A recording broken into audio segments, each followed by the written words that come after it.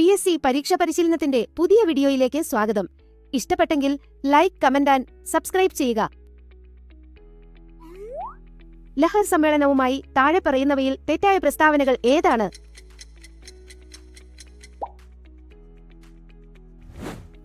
മരുഭൂമികളെക്കുറിച്ചുള്ള പഠനം ഏതു പേരിൽ അറിയപ്പെടുന്നു?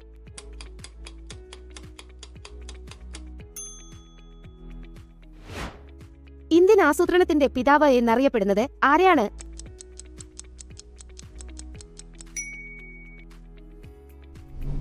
കപ്പിത്താന്മാരുടെ പേടി സ്വപ്നം എന്നറിയപ്പെടുന്ന സമുദ്രം ഏതാണ്?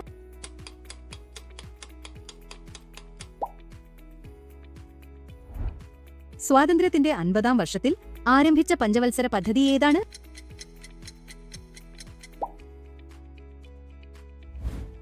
കേരളത്തിൽ കിഴക്കോട്ട് ഒഴുകുന്ന നദികളുടെ ചില പ്രത്യേകതകൾ താഴെ തന്നിരിക്കുന്നു. അവയിൽ ശരിയായത് തിരഞ്ഞെടുക്കുക. ആധുനിക ഫ്രാൻസിലെ ജസ്റ്റീനിയൻ എന്ന് വിശേഷിപ്പിക്കപ്പെടുന്ന ചക്രവർത്തി ആരാണ്?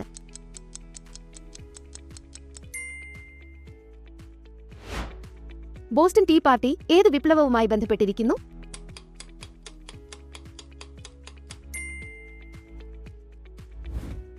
താഴെ തന്നിരിക്കുന്ന സൂചനകളിൽ നിന്ന് ഭരണഘടനയിലെ ഏത് ഭാഗമാണെന്ന് കണ്ടെത്തുക.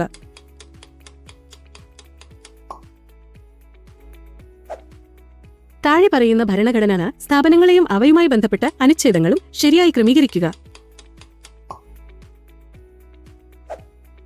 തിരുവിതാംകൂറിൽ പണ്ടാരപ്പാട്ട വിളംബരം നടത്തിയ വർഷം ഏതാണ്?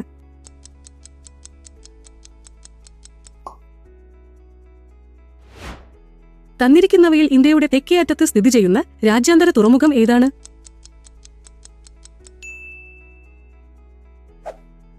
നാൽപ്പത്തിരണ്ടാം ഭരണഘടന ഭേദഗതിയുമായി ബന്ധപ്പെട്ട ശരിയായ പ്രസ്താവനകൾ തിരിച്ചറിയുക.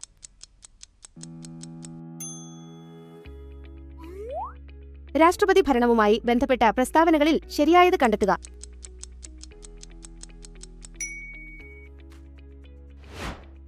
ഭരണഘടന ഭേദഗതിയുമായി ബന്ധപ്പെട്ട പ്രസ്താവനകളിൽ ശരിയല്ലാത്തത് ഏതാണ്?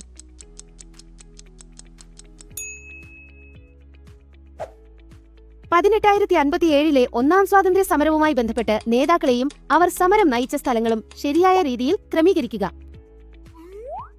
തന്നിരിക്കുന്നവയിൽ ശരിയേതാണ്?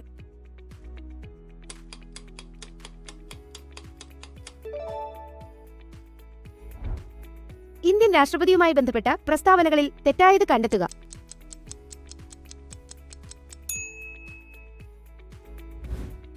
തന്നിരിക്കുന്നതിൽ ഹരിതഗ്രഹ പ്രഭാവത്തിന് കാരണമാകാത്ത വാതകം ഏതാണ്?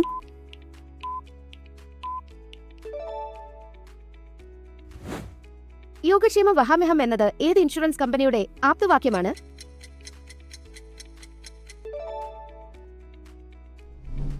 ചുവടെ നൽകിയിരിക്കുന്നവയിൽ ധനകാര്യ കമ്മീഷനുമായി ബന്ധപ്പെട്ട് ശരിയായ പ്രസ്താവനകൾ കണ്ടെത്തുക.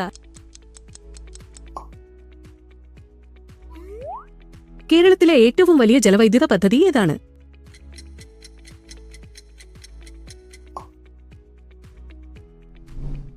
താഴെ തന്നിരിക്കുന്നവയിൽ ഉപ്പുതടാകം ഏതാണ്?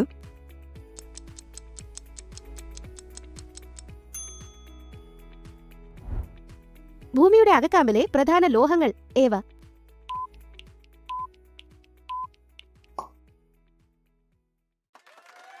പെട്ടെന്ന് തന്നെ ലൈക്ക്, കമന്റ് ആൻഡ് സബ്സ്ക്രൈബ് ചെയ്യുക. നന്ദി.